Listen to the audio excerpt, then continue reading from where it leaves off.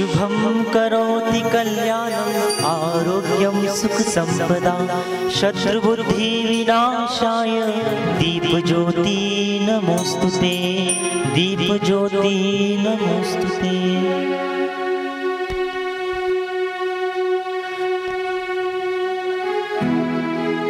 अंतर तिमिर मिटावो सद्गुरु ज्योत से ज्योत जगाओ सद्गुरु। हे योगीश्वर हे परमेश्वर हे ज्ञानेश्वर हे सर्वेश्वर। निज कृपा बरसावो सद्गुरु ज्योत से ज्योत जगाओ सद्गुरु। हम बालक तेरे द्वार पे आए हम बालक तेरे द्वार पे आए। मंगल दर्श दिखाओ सद्गुरु ज्योत से ज्योत जगाओ सद्गुरु। शीश झुकाए करे तेरी आरती शीश झुकाए करे तेरी आरती। प्रेम सुधा बरसावो सद्गुरु ज्योत से ज्योत जगाओ सद्गुरु। साची ज्योत जगी जोरी हृदय में साची ज्योत जगे जो हृदय में। सोहम नाद जगावो सद्गुरु ज्योत से ज्योत जगाओ सद्गुरु।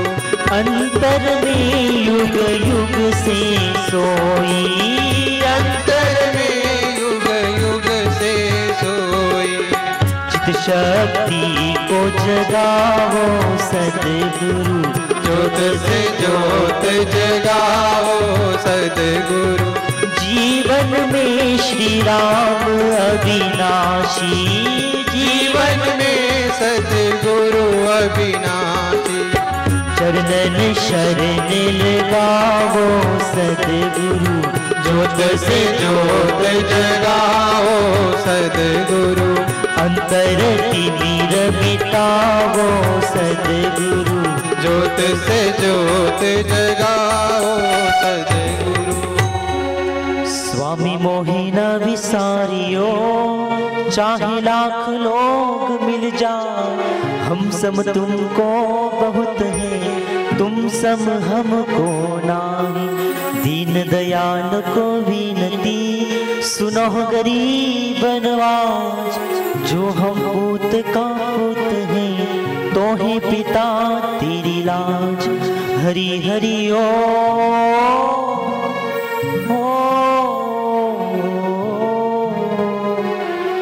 श्री सद्गुरुदेव भगवान की जय।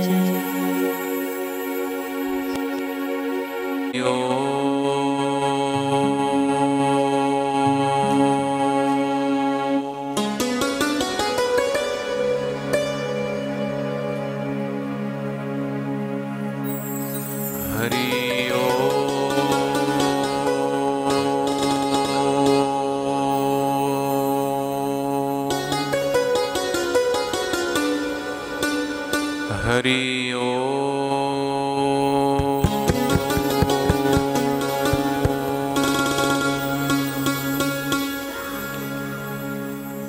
हरि ओम।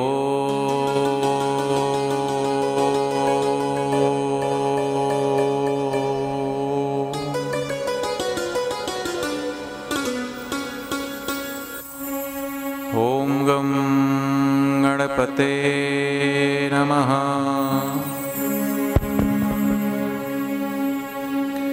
ओम ऐं श्री सरस्वते नमः। ओम ऐं श्री सरस्वते नमः। ओम श्री सद्गुरु चरण कमलोभ्यो नमः। ओम श्री सद्गुरु चरण कमलेभ्यो नमः। वक्रतुंड महाकाय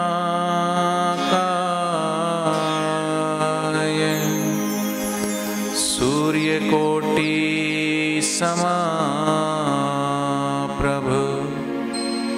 निर्विघ्नं कुरु मे देव सर्वकार्येषु सर्वदा।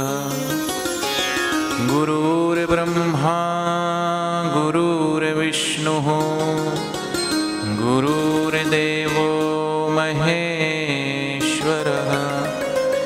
गुरुर्साक्षात् परब्रह्म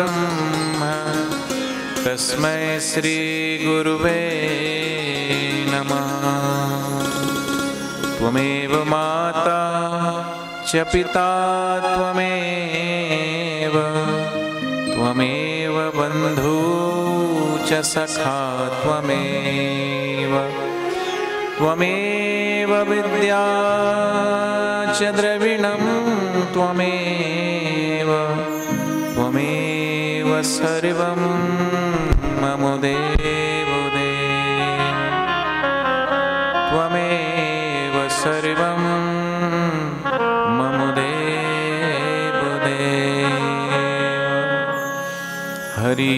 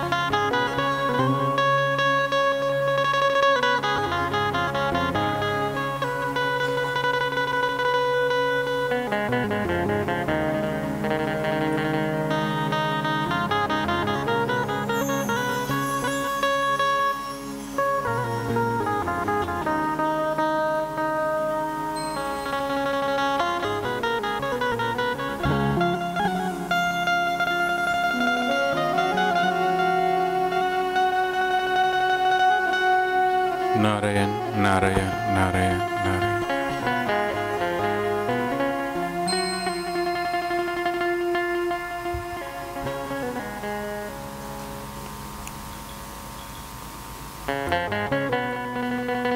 कितने बजे के आए हैं आप लोग? जो 10 बजे आए वहाँ ऊँचा करो। 11 बजे वाले, 12 बजे वाले, 12:30, 1 बजे, 1 बजे वाले ज़्यादा हैं, 2 बजे, 2:30 बजे, 3 बजे,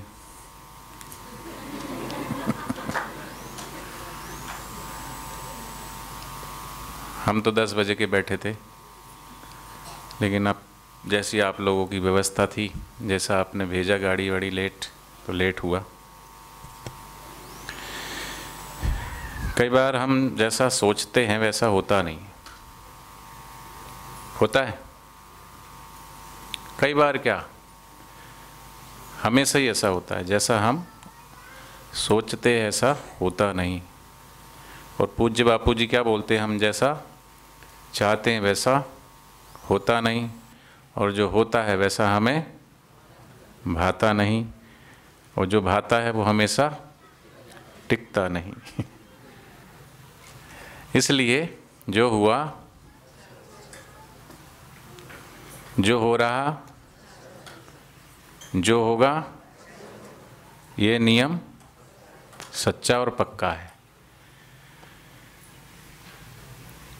इतने सारे ग्रंथ लिखे भगवान वेदव्यास ने, 18 पुराण लिखे, 4 वेद लिखे, भागवत ग्रंथ लिखा, फिर भी श्रीमद् भगवत गीता लिखे, फिर उसके बाद इतने से भी समझ में नहीं आया। सब ग्रंथों का सार भगवान श्री कृष्ण ने लिखे, गीता सार। क्या लिखे? गीता सार।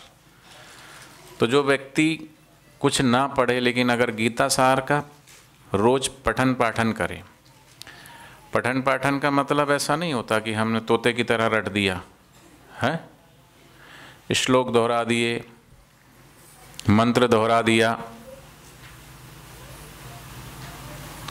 मंत्र का भी प्रभाव तन पर पड़ना चाहिए। कैसा? जैसे कोई गाली देता तो कैसा लगता है? कोई गाली देता है तो कैसा लगता है, और कोई फूल की सुगंध दुर्गंध आती है तो एहसास होता है, जीभ में कुछ रखो तो एहसास होता है कि नहीं होता? बोलो।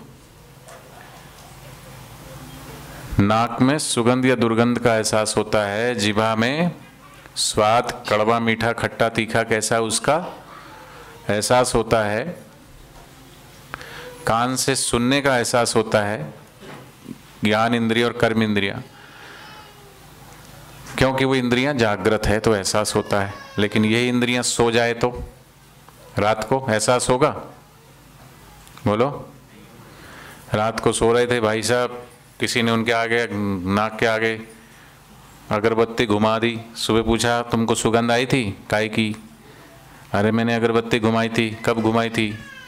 जब तू सो रहा था। जब मैं सो रहा था तो सुगंध कैसे आएगी? क्योंकि मैं नहीं सो रहा था, मेरे साथ घ्राण इंद्री भी सो रही थी, श्रवण इंद्री भी सो रही थी। श्रवण, मनन, चिंतन, पांचों कर्म इंद्रिया, पांचों ज्ञान इंद्रिया, मन, बुद्धि, चित्त सब शांत हो जाते हैं। इंद्रियगत सुखों का एहसास करने के लिए इंद्रियों का जागृत होना आवश्यक है। ऐसे ही उस परम आनंद को एहसास करने के लिए भीतर से जागना भी आवश्यक है। और इसलिए कहा सुमरन ऐसा कीजिए करे निशाने चोट, मन ईश्वर में लीन हो, हिले न जीभा होंठ। लेकिन यहाँ तो होंठ भी हिलते रहते हैं। वो क्या कर रही है, वो क्या कर रहा है, मन इधर डोल रहा है, कभी उधर डोल रहा है। मन डोले मेरा तन डोले, हैं? और आगे क्या है पता है, लेकिन नहीं गाओगे। होता तो ऐसे ही है ना, मन डोले मेरा तन डोले, मेरा दिल का गया करार। दिल कहीं है, मन कहीं है, तन कहीं है। बोले हम माला कर रहे हैं, जप कर रहे हैं, ऐसा नहीं। तो जिस प्रकार चीज वस्तुओं का, इंद्रियों का प्रभाव तन पर मन पर पड़ने लगता है, जुड़ जाते हैं हम, तो भगवान के नाम से क्यों नहीं जुड़ते? तो बात चली थी गीता सार की, कि गीता सार इसलिए भगवान ने बनाया है कि जी उसको हम सिर्फ तोते की तरह पढ़ें और रटे नहीं, बल्कि उसको आत्मसात करें। क्या आत्मसात करें? कि ये मंत्र है। एक राजा एक संत के पास गए और उन्होंने कहा कि मुझे ऐसा फार्मूला बताओ, शॉर्टकट फार्मूला और छोटा से छोटा, जिसमें सभी वेदों का, सभी शास्त्रों का, सबका निचोड़ आ जाए, ऐसा बता दो और वो मेरे हर वक्त काम आए, हर परिस्थिति में काम आए। तो संत ने कहा कि ठीक है, दे दिया, लिख करके बोले इसको ताबीज में बांध देना बाजू में, लेकिन खोलना तब जब तुझे कोई रास्ता नजर ना आए। जीवन में जब सब तरफ से, चारों तरफ से तू हताश और निराश हो जाए, तब इसको खोलना, इस मंत्र को।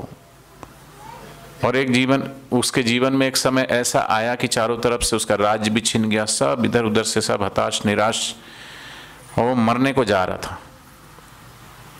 लेकिन उसने सोचा कि महाराज जी ने मंत्र दिया, जरा उसको भी पढ़ूं, क्या लिखा उसमें। तो उसमें लिखा था, चिंता मत करो, ये भी गुजर जाएगा। क्या लिखा था? चिंता मत करो, ये भी गुजर।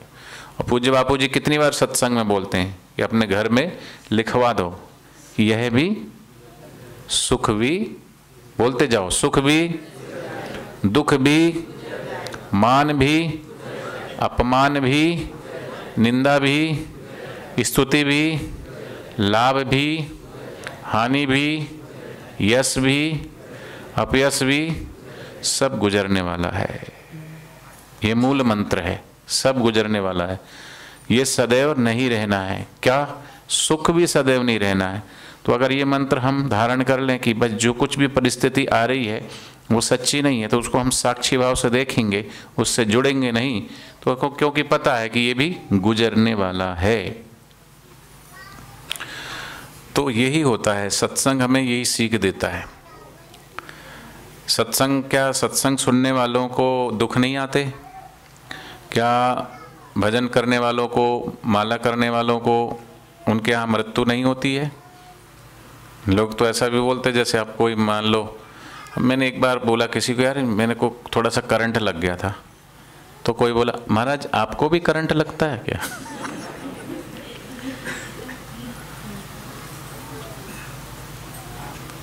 कोई बोलेगा महाराज आप भी भोजन करते हो क्या? तो क्यों नहीं, भोजन नहीं करेंगे तो क्या खाएंगे फिर? लोग सोचते हैं महाराज बनेंगे तो मतलब क्या करंट, महाराज को देखेगा कि करंट है कि क्या है? उसका स्वभाव है, बिजली का जो स्वभाव है, उसमें क्या आ रहा है क्या जा रहा है, उससे उसका कोई लेना देना नहीं। उसके जो नियम, उस नियम से चलना पड़ेगा।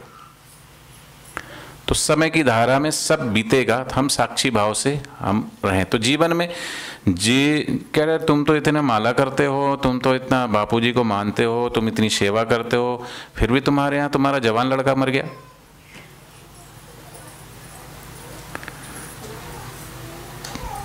तो इसका मतलब है कि जो भगवान का भजन करता है उसके घर कभी मृत्यु नहीं होगी।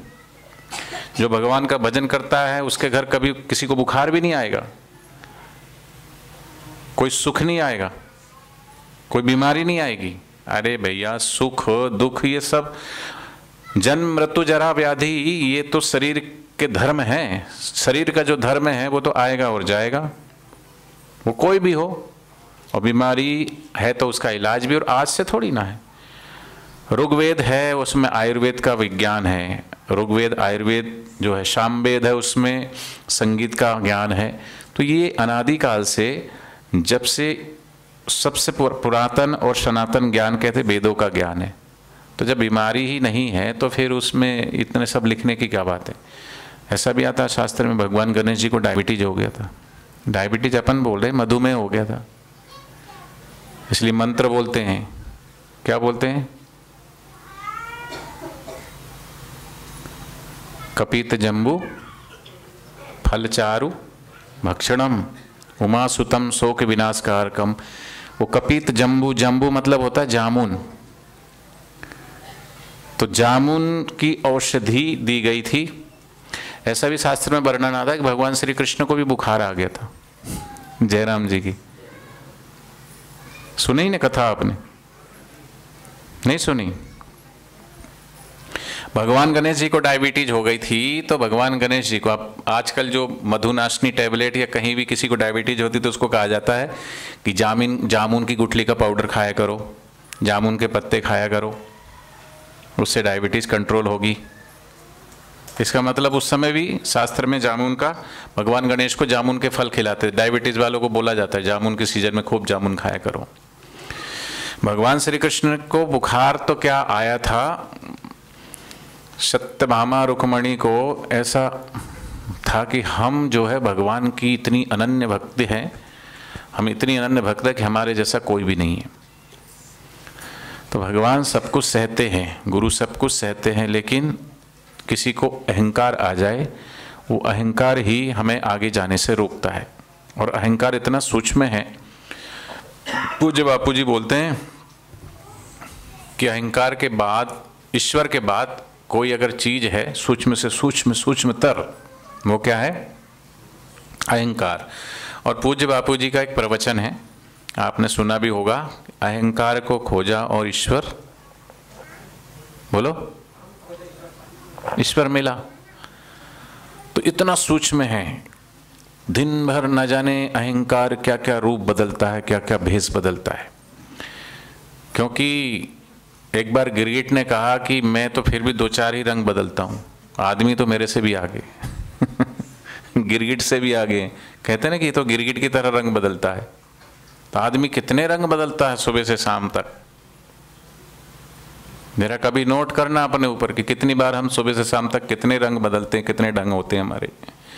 ऑफिस में कुछ और होते हैं हम, घर पे कुछ और होते हैं हम, समाज में कुछ और होते हैं हम, रंग बदलते रहते हैं। तो गीता सार ये सिखाता है कि वर्तमान परिस्थिति में आप खुश रहिए, प्रसन्न रहिए, आनंदित रहिए। और प्रत्येक, चलो भगवान जी का जब प्रसंग आया तो बीच में रह जाएगा कि बुखार आए तो कैसे ठीक हुआ भगवान श्री कृष्ण बोले कि जो मुझे, वो अपने आप को बहुत भक्तानी समझ रही थी, तो उन्होंने कहा कि मेरा बुखार, और उनका इलाज कराया, बहुत सारे वैद्यों ने कहा। फिर नारद जी आए तो नारद जी को भगवान श्री कृष्ण ने इशारा कर दिया, नारद जी की आग लगाई थी सारी ये। लेकिन कुछ महापुरुष आग लगाते हैं, वो आग लगाना किसी का नुकसान पहुंचाना नहीं होता है। दुर्वासा ऋषि अगर वो क्रोध करते हैं तो वो क्रोध में भी कुछ न कुछ राज छुपा होता है।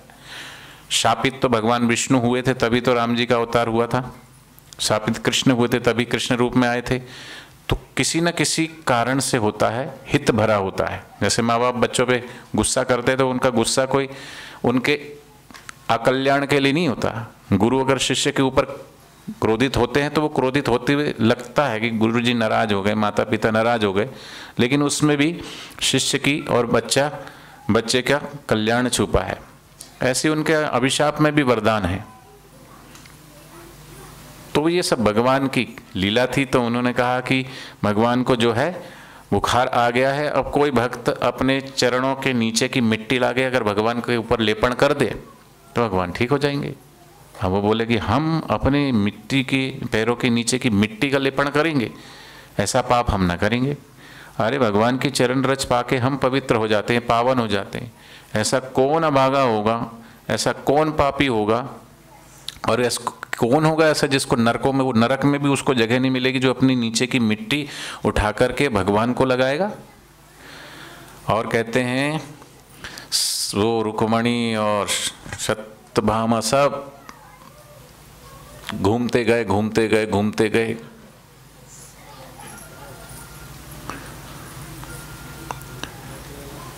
कहीं नहीं मिले। तो नारद जी को भेजा फिर गोपियों के पास कि जाओ। गोपियों को जब बोला नारद जी ने कि भगवान श्री कृष्ण जो है वो ताप से तप रहे हैं, क्या तुम चरणों की रज की भूमि दे सकते हो? भूमि, चरण रज की भूमि, चरण भूमि, अपने चरणों के नीचे की भूमि की मिट्टी आप दे सकते हो, चरण रज? तो बोले कितनी चाहिए?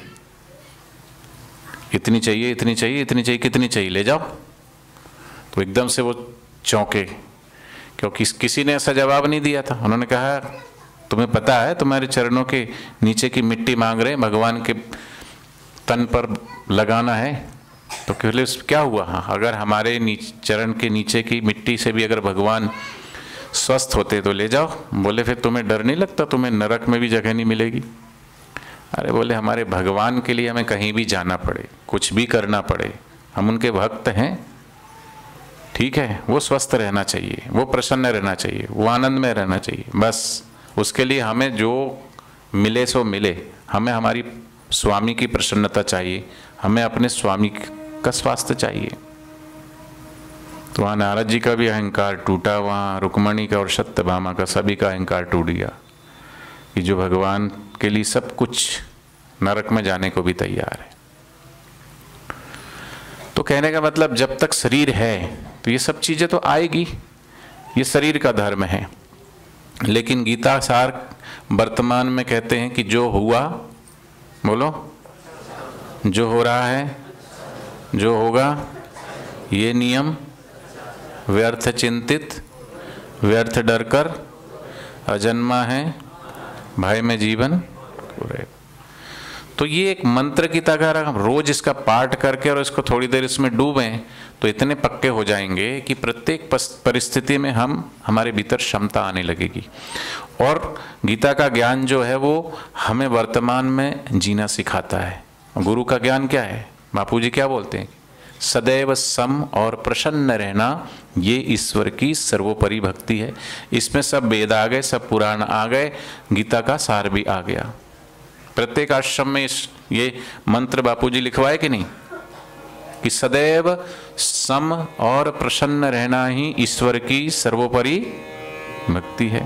तो सदैव सम कैसे रहेंगे? फिर बात वही आएगी कि आज में जीना, आज बोले आज नहीं, अभी में जीना, अभी में जीना नहीं, अभी वर्तमान में जीना, अभी प्रत्यक्ष प्रेजेंट में जीना। तो अभी प्रेजेंट क्या है?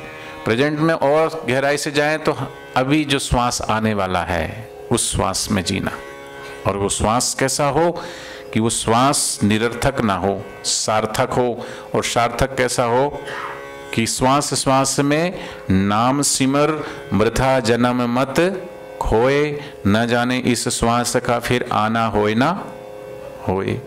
श्वास आदि माला नाल सिमरा में तेरा, नाम बढ़ जावा तेरा कृपा में कृपा निधान। तो आती श्वास से और जाती श्वास से क्या? तो एक माला तो ये बाहर की जपते हैं, ठीक है। अब कई लोग सत्संग भी सुनते हैं और माला भी जपते रहते हैं। ये डुअल माइंड चलता है। क्या माइंड चलता है? डुअल माइंड, मतलब दो तरफा। क्योंकि आप जब मन का खिसकाते हो तो इसलिए जब करो जो भी करो, एक समय में एक ही काम करो और पूरी तन्मयता से करो, पूरी रसमयता से करो, पूरी एकाग्रता से करो। तो उसका फायदा क्या होगा कि जब हम कोई भी काम तन्मयता से करते हैं, एकाग्रता से करते हैं। अब मान लो कई लोग ऐसा बोलते हैं, महाराज जी 2 घंटा 3 घंटा 4 घंटा बोलते हैं, थकते नहीं हैं। वैसे कई बार प्रोग्राम होता सुबह 3:30 बजे, 3.5 घंटे सुबह योगा प्राणायाम वगैरह होता है, सुबह की संध्या। अब ये कल तो यहाँ होगा नहीं, कल आओगे आप? सुबह रखना है सुबह। तो सुबह जैसे अभी कई जगह होता है उसमें प्राणायाम ध्यान ये सब कराते, सुबह 3.5 घंटे, फिर दोपहर को 3 घंटे 4 घंटे, फिर लोगों से मिलना जुलना, इतना थकते नहीं है। तो अगर हम खाली यहाँ बैठे रहेंगे तो अब मैं अकेला थोड़ी ना बैठा रहता हूँ, लोग भी बैठे रहते हैं। तो क्या आप 3 घंटा 4 घंटा अगर सत्संग में बैठोगे तो जो भी हैं बैठे होते हैं, तो वो जब जाते हैं तो कोई थके मांदे नहीं जाते, उत्साहित होकर जाते हैं, आनंदित होकर के जाते हैं। क्योंकि जिस समय अगर हम ये मान के बैठे हैं कि अरे मैं बैठा हूँ शरीर में ही बैठे रहेंगे तो जल्दी थक जाएंगे। देह भाव में आकर के सुनेंगे और देह भाव में ही आकर के बैठे रहेंगे, थकान भी हो जाएगी, उबान भी हो जाएगी, ठीक है। लेकिन अगर हम सुनते सुनते देह अध्यास से दूर होते जाएंगे और अपने स्वस्वभाव में जगते जाएंगे, शरीर का भान ही नहीं होगा, समय का पता ही नहीं चलता।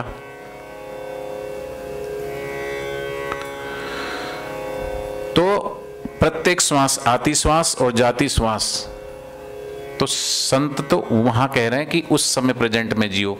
श्वास आना जीवन है और श्वास का जाना ही मृत्यु है। तो हम प्रत्येक क्षण जीवन और मृत्यु साथ साथ चल रही है। श्वास का आना जीवन और श्वास का जाना मृत्यु है। तो आती और जाती श्वास दोनों के बीच में क्या है? वो आनंद स्वभाव है, सोहम स्वभाव है। कौन सा? चलो 2 मिनट गा लेते हैं फिर इसको।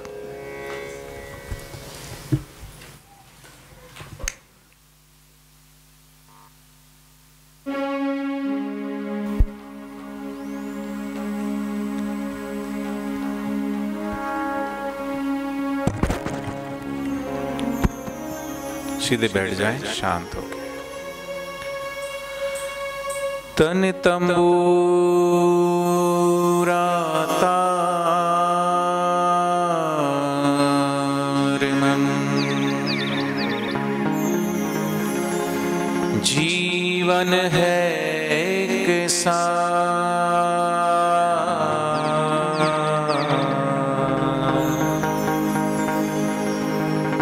हरि के हाथों बज रहा,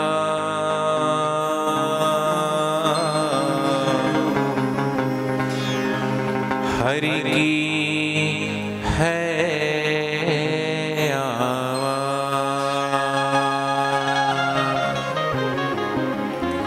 हरि की है आवाज़,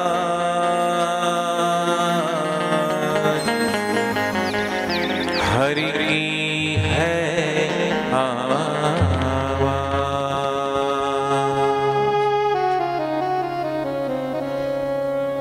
सोहम सोहम सोहम सोहम,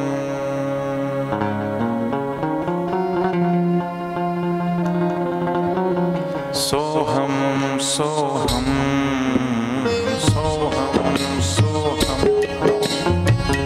आपको गाना नहीं, आंखें बंद, शरीर ढीला छोड़ दो,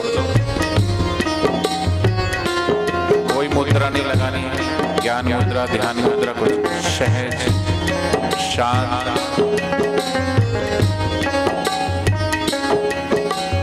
आंखें बंद रखना,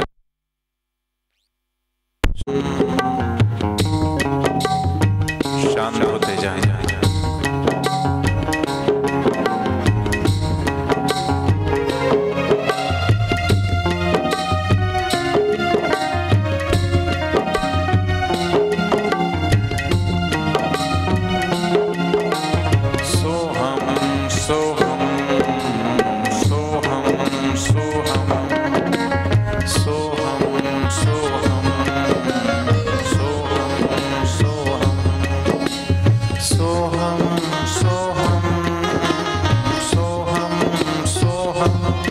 ये मैं बोल रहा हूं, आपको तो सोहम भी नहीं बोलना। आंखें बंद रखना बच्चे, सब थोड़ी देर चंचलता छोड़कर चित्त को, मन को स्थिर करते हुए शांत होते जाना।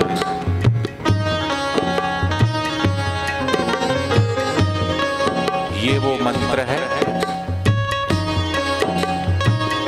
जिसको जीवा के द्वारा नहीं जपा जाता। ये अजपा है, अबोला है। तन रूपी तंबूरा, मन रूपी तार,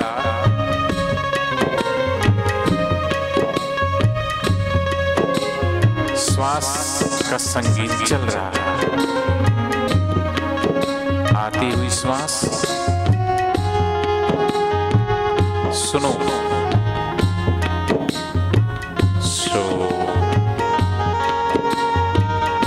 जाती हुई श्वास उसको भी सुनो। हम बापूजी बोलते हैं, एक जाप बोल के जपा जाता है। बेखरी एक मन से जपा जाता है, मध्यमा। तीसरा जाप न वाणी से, जीवा से भी नहीं, मन से भी नहीं, जब हो रहा है वो है पश्यन्ति, उसको देख रहा है। पश्य माने देखना, आती हुई श्वास और जाती हुई श्वास में जो मंत्र चल रहा है उसको कोई देख रहा है, पश्यन्ति। लेकिन देखने वाला तब भी मौजूद है, और वो देखने वाला भी खो गया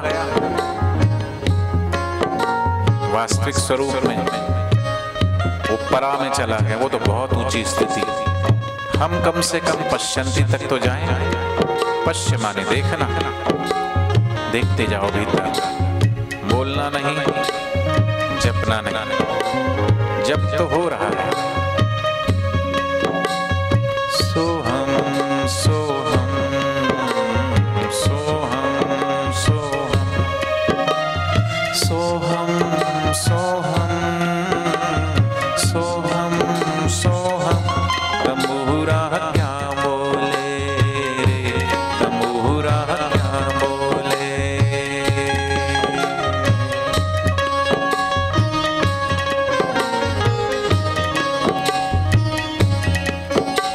जो बहिर्मुख व्यक्ति है, जो चंचल व्यक्ति है,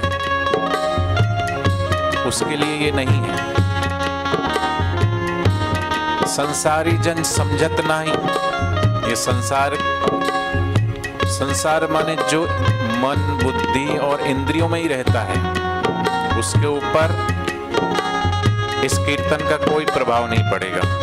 पत्थर दिल है वो, पुलिस कठोर निठुर सोई छाती, संसार में रह रह के इतना बहिर्मुख हो गया है कि मन आंख खोल खोल के देखने का बाहर मन करेगा, क्योंकि भीतर कभी जाना चाहते ही नहीं, गहरा कभी उतरना चाहते ही नहीं, कभी खोना ही नहीं चाहते। जब तक मैं है तब तक तू नहीं, और जहां तू है वहां मैं नहीं। इसलिए अभी थोड़ी देर मैं को भूल जाएं। कहां बैठे हैं, देह से थोड़ा देहाध्यास को बुला के शांत होते जाएं और कहीं खो जाएं, डूब जाएं। फिर देखो कैसे रस नहीं आता, फिर देखो कैसे आनंद नहीं आता। सेब आती और जाती श्वास को देखते देखते शांत पश्यन्ति परा में जाने की कोशिश करो।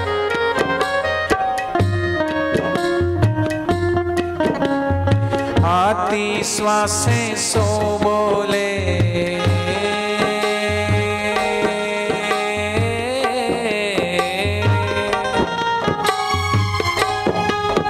ओ आती श्वासें सो बोले,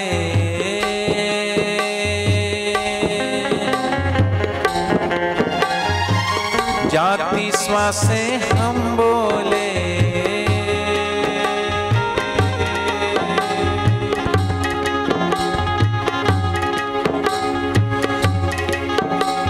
क्या बोल रही है, सुनो जरा। आती श्वासें क्या बोले, हो जाती श्वासें क्या बोले।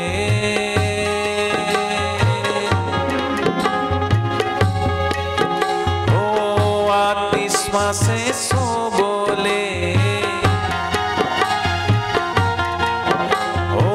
जाती श्वासें हम बोले।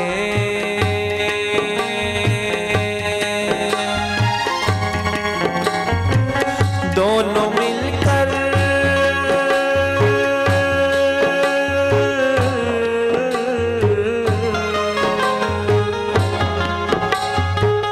दोनों मिलकर सोहम सोहम सोहम बोले रे। तंबूरा क्या बोले रे, तंबूरा क्या बोले। सोहम सोहम सोहम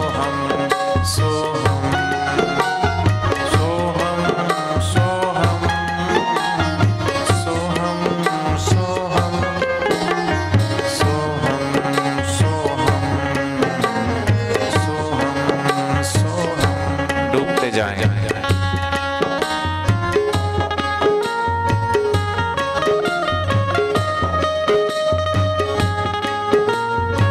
बहते जाएं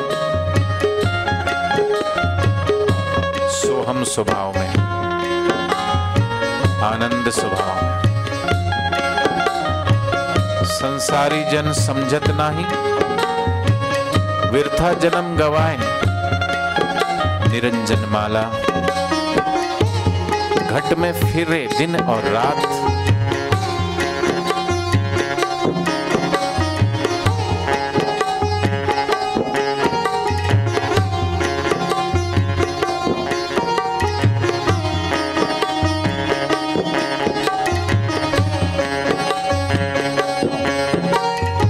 सो बोले बादल गरजे,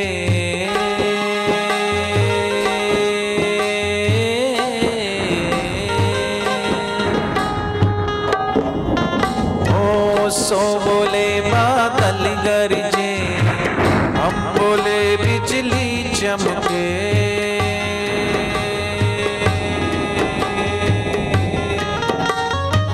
सो बोले बादल गरजे, हम बोले बिजली चमके।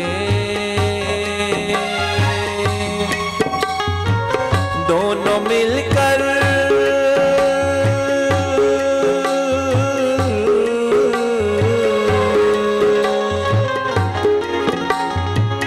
दोनों मिलकर सोहम सोहम सोहम बरसे रे।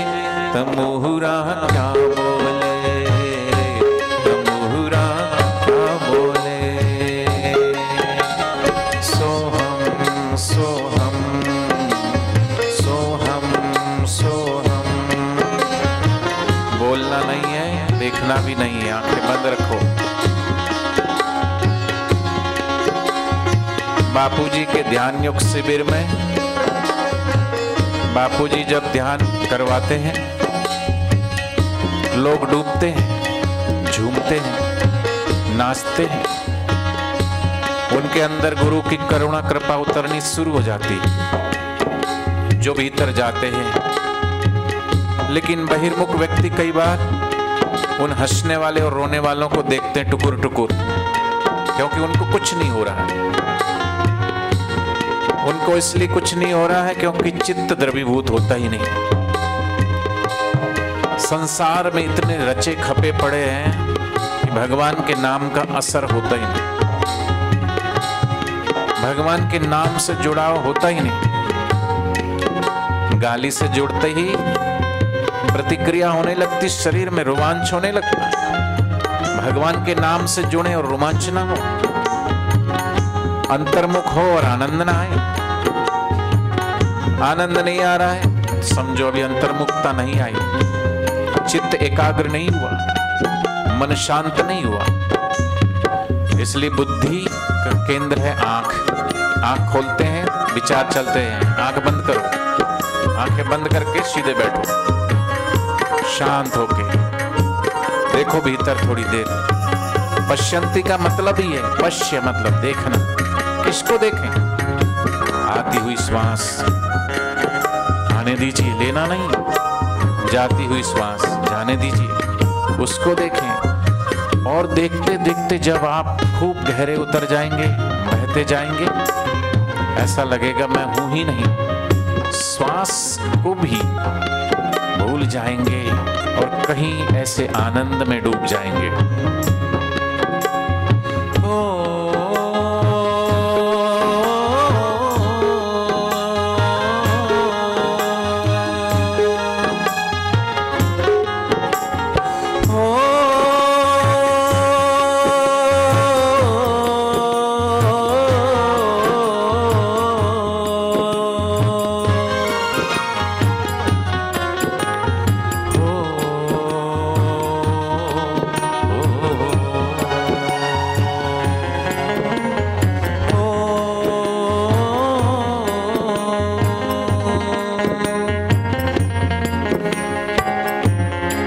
जब हो रहा है, जब को भी कोई देख रहा है, साक्षी दृष्टा वही वही मैं हूं। इस अवस्था में जो आ जाए, शांत, निर्विचार, निर्विकल्प, वो सत्य से जुड़ गया, सत्संग शुरू हो गया। मैं बोलूं आप सुनो, वही सत्संग नहीं है। कथा और दृष्टांत, भगवत चर्चा ठीक है, लेकिन उसका फल क्या है? भीतर का आनंद। और भीतर का आनंद बाहर के श्रवण से नहीं प्राप्त होगा। जगत के साजबाजों से हुए हैं कान अब बहरे। बहरे हो जाइए थोड़ी देर, बाहर का संगीत बाहर ही रह जाए, और भीतर का जो नाद चल रहा है, कौन सा? कहां जाके सुनूं अनहद, तेरी झनकार काफी है। उस परमात्मा की झनकार को थोड़ी देर सुनिए शांत होके। कौन सी झनकार? अनहद सुनो बड़ भाग्या, वो बड़े भाग्यशाली है, वो बड़े पुण्यशाली हैं, वो बड़े पुण्यात्मा हैं जिनको भीतर का नाद पकड़ में आ जाता है, जिनको भीतर का संगीत सुनाई पड़ने लगता है। उन पर भगवान और भगवत प्राप्त सदगुरु की रहमत उतरने लगती है। निरंजन माला घट में फिरे दिन रात, सोहम सोहम सोहम सोहम सोहम सोहम सोहम सोहम सोहम सोहम सोहम सोहम। भीतर आवे बाहर जावे,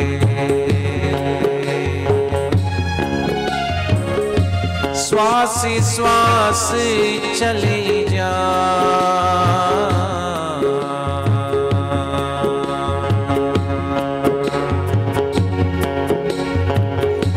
संसारी जन समझत नाही, बिरिथा जन्म में गवाए। निरंजन माला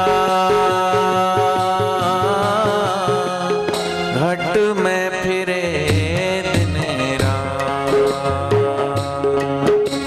सोहम सोहम सोहम सोहम सोहम सोहम सोहम सोहम सोहम सोहम सोहम। डूबते जाए थोड़ी देर सोहम स्वभाव में, आनंद स्वभाव। जिन खोया तिन पाया, गहरे पानी बैठ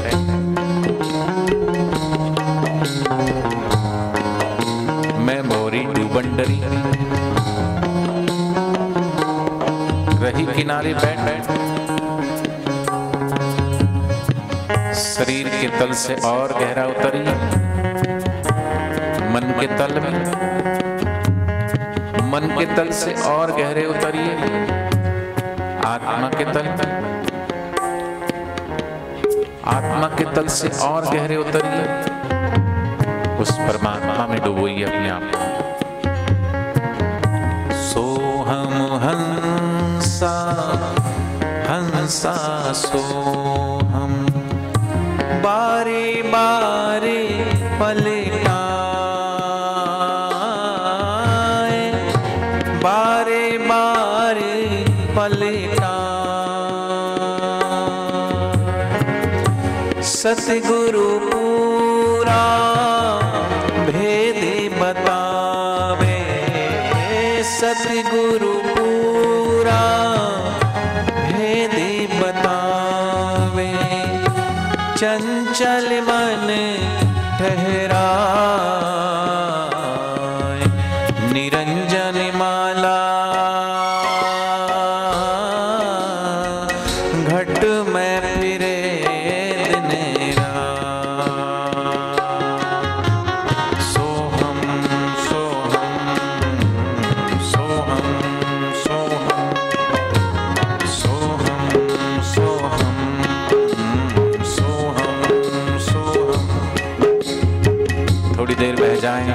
जाएं, खो जाएं।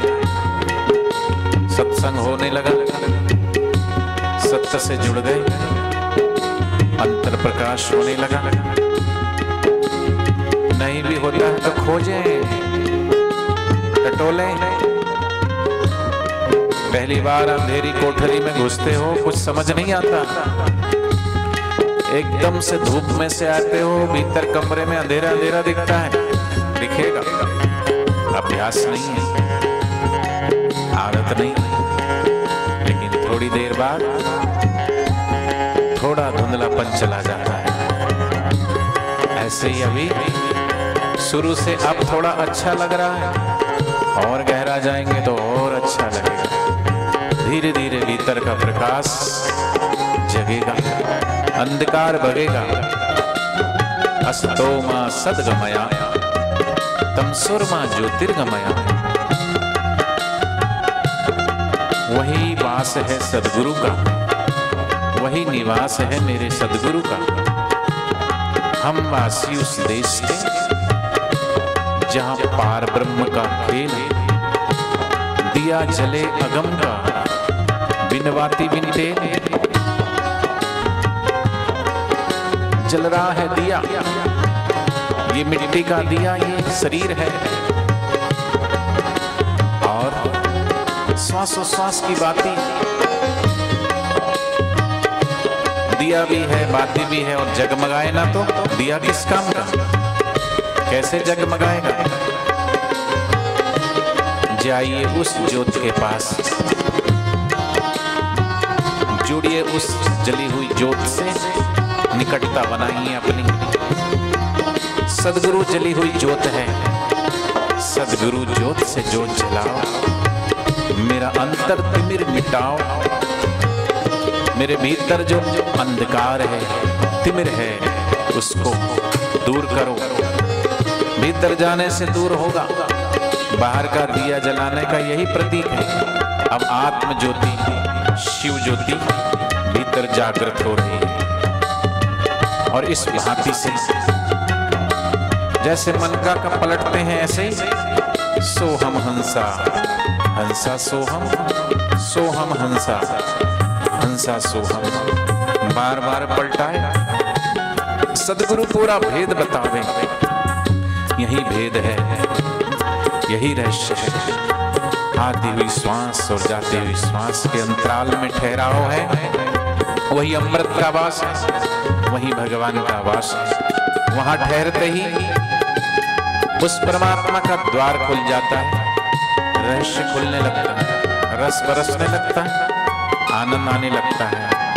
और इस भांति से जो योगी ध्यान लगाता है, देह में होके देहातीत हो जाता है, देह से पार उस आत्मा से जुड़ा हो जाता है।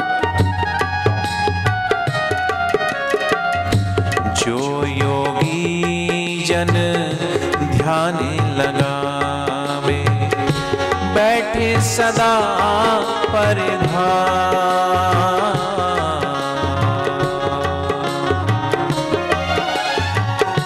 ब्रह्मानंद मोक्ष पद पावे, ब्रह्मानंद मोक्ष पद पावे, फिर जन्म नहीं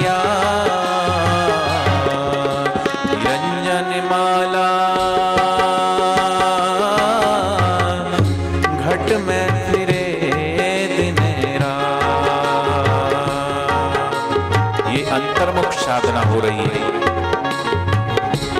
थोड़ा थोड़ा किस्सा कहानी दृष्टांत बहिर्मुख लोगों के लिए, लेकिन जो गुरु के प्यारे हैं, जो गुरु के पुराने साधक, उनको भीतर का रस चाहिए, भीतर का आनंद चाहिए।